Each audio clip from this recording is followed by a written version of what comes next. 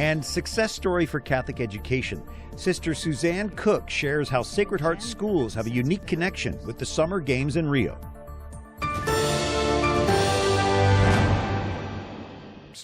A global network of Catholic schools is well represented at the Olympics in Rio. A half-dozen athletes, including swimming superstar Katie Ledecky, were educated in the network of Sacred Heart schools. Sister Suzanne Cook joining us, a religious of the Sacred Heart. And Sister, how do you explain the incredible fact that so many Olympians are connected with the network of Sacred Heart schools? I think it has everything to do with the mission of Sacred Heart education. Founded in 1800 by Madeleine Sophie Barra in France, the objective of Sacred Heart education, and I think this is true of Catholic education, is to engender a sense of values and a real conviction that there's a responsibility to use the talents God has given you and share them with the community. So in our case, the focus is on both the intellectual formation as well as the formation of one's personhood, one's character. And I think you can see that coming through loudly and clearly with the Olympians. I'm sure you can, and because they're now in the spotlight, don't they have the opportunity to really witness to the faith? They do, and haven't you noticed the grace with which they win? And, of course, and we're disappointed when they lose, but there's such an evenness, such a celebration of not themselves, but of all the people with whom they're competing and who have helped them get to where they are.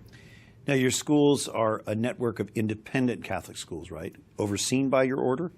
The mission as Catholic schools is ensured by the Society of the Sacred Heart. So yes, we oversee that. But being Catholic independent, each school has its own board of trustees.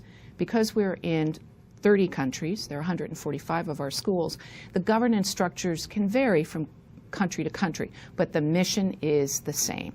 I'm curious then, as the Summer Olympics started to take shape, how did you finally realize that you had 6 athletes and 3 others, some coaches involved that were alumni of your school? Well, it was exciting. Katie and Leah had competed 4 years ago, and I remember at that time I was head of our school in Miami. There was a lot of excitement among the students, so social media really got it going. But this time, Halifax and California started talking about it, and we, through our network, started celebrating the United States and Canada network schools. And then Australia weighed in, Mexico weighed in, and before we knew it, we were all celebrating. What are you going to do with all those medals?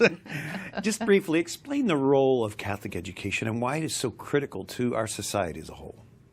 I think it's fundamental that our society needs people who are operating from a sense of their values at a level of conviction, not a group of people that allow the market to determine their values. And I think we're looking for young people as adults who can make decisions that are driven by these values. And Catholic education has done that for generations. Both of us know that as graduates, right? That's right. I was raised by the sisters and just very grateful to you and all of our faithful sisters. Sister Suzanne Cook, thank you for joining us. Thank you very much.